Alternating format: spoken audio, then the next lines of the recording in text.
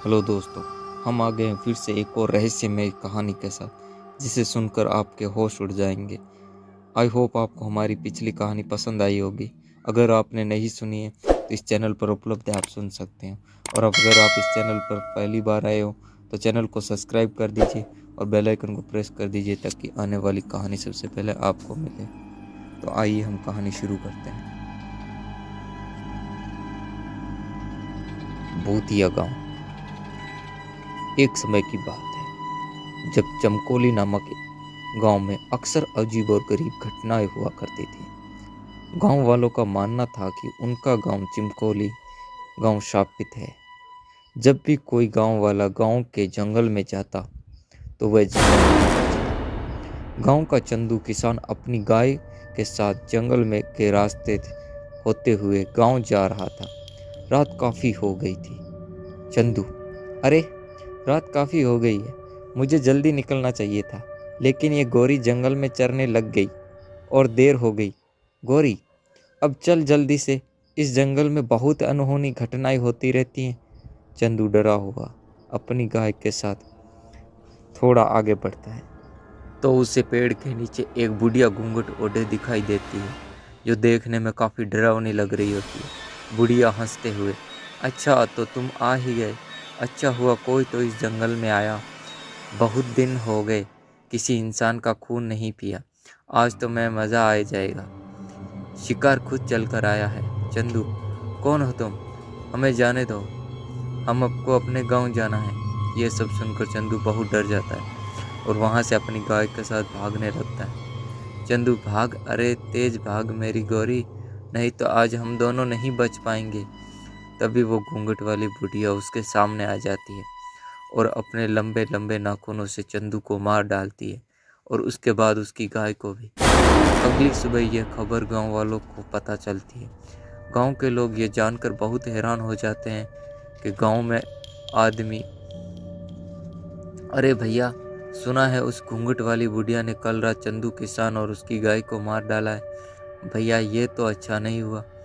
भैया, दूसरा आदमी, हाँ भैया, अब तो इस गांव में रहने से भी डर लगता है, लेकिन क्या करें, गांव छोड़कर भी तो नहीं जा सकते। वो ये जंगल है, वो गांव के बीचों बीच पड़ता है, आखिर जाए तो जाए कहाँ। ये बोलते हुए दोनों आदमी उदास हो जाते हैं और चंदू के मरने की खबर उसके घर तक पहुंच जाती है। चंदू किसान का बेटा पप्पू जोर जोर से रो रहा था। वाणी, पप्पू की सौतेली माँ, अरे अरे, अब बस भी कर, तू रोना धोना, तेरा बाप तो तुझे छोड़कर चलता बना, मेरे ऊपर आखिर मैं कहाँ से खिलाऊंगी तुझे रोटी। मेरा तो खुद का एक बेटा है और तेरे बाबा जो आज तक एक पैसा भी नहीं जोड़ पाए, छोड़ के गए। तुझे मेरे ऊपर नहीं नहीं अब मैं तुझे अपने पास नहीं रख सकती। हाँ, निकल जा यहाँ से। जग्गू, पप्पू का सौतेला भाई, अरे हाँ माँ, निकालो इसे यहाँ से, पिताजी का सबसे लाडला बना फिरता था, अब आएगा मज़ा। पप्पू, अरे नहीं नहीं माँ, ऐसा मत कीजिए, मैं आखिर कहाँ जाऊँगा माँ, ऐसा मत कीजिए माँ, पिताजी के बाद अब आप ही मेरा सहारा हैं माँ। वाणी, अरे वो सब मैं कुछ नहीं जानती, समझा, तुझे इस घर से जाना ही होगा, जा यहाँ से। जिसके बाद पप्पू वहाँ से बड़े उदास मन से चल देता है। चलते चलते वो गांव के उसी जंगल में आ जाता है। जैसे ही पप्पू जंगल के अंदर आ जाता है, उसे डरावनी आवाज़ें सुनाई देने लगती है। वो बहुत डर जाता है। पप्पू, अरे अरे, ये कैसी अजीब अजीब आवाज़ें हैं, मुझे तो बहुत डर लग रहा है। हे भगवान, इस गांव से बाहर जाने का क्या यही एक ही रास्ता है जो जंगल से होकर गुजरता है? हे भगवान, मेरी सहायता कीजिए, अभी तो मुझे बहुत भूख भी लगी है। हाँ, और जिस और डरावनी आवाज़ें आ रही होती है, पप्पू उस ओर चल देता है। तभी वो देखता है कि वहाँ पेड़ के नीचे घूंघट में वही बुढ़िया बैठी है, जो हंसते हंसते हुए बोलती है, आ गया तू, अब मुझे एक नया शिकार मिल गया। उसकी बात सुनकर पप्पू काफ़ी डर जाता है।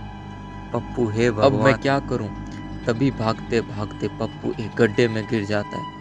जैसे ही पप्पू उस गड्ढे में गिरता है, वो एक ऐसी जगह पहुंच जाता है जहां बहुत तेज रोशनी होती है, काफ़ी बड़े बड़े पेड़ होते हैं और उन्हीं पेड़ों के पास में एक बहुत ही सुंदर नदी होती है।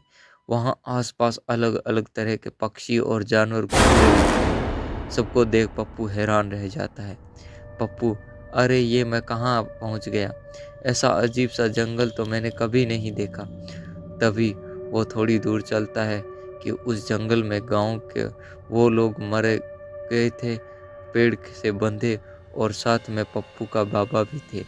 पप्पू ये देखकर हैरान रह जाता है और अपने बाबा के पास जाता है।